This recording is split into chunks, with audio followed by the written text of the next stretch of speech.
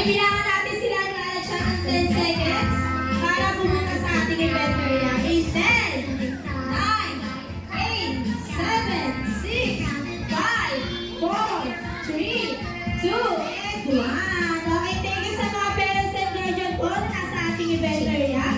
Stay outside po muna para ma-maximize ang space for the quiz. So before we start, magpapakilala muna kami kids. Okay, we are the event team of Kitsuna SM City Baliwag. And I'm your host for today. I'm Ate Cheris, together with Ate Joyce and Ate Zaira. Hello, kids!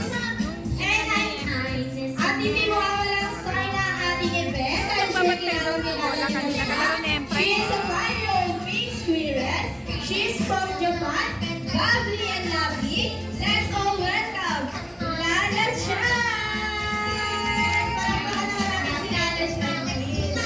Ayan, very good. So may sinasabi lang po si Lala Chan. Sabi po ni Lala Chan, nagpa-dance daw po ba kayo? Okay, mag-warm up dance tayo. Pero bago yun, ituturo muna namin ni Lala Chan yung mga basic steps. So tingin na kay Lala Chan.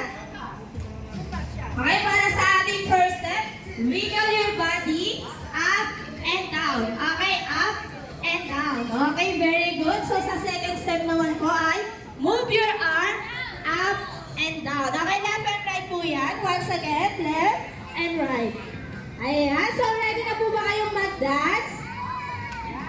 Okay, dahil ready na kayo, Ate Zaira, music please. I stop and wiggle.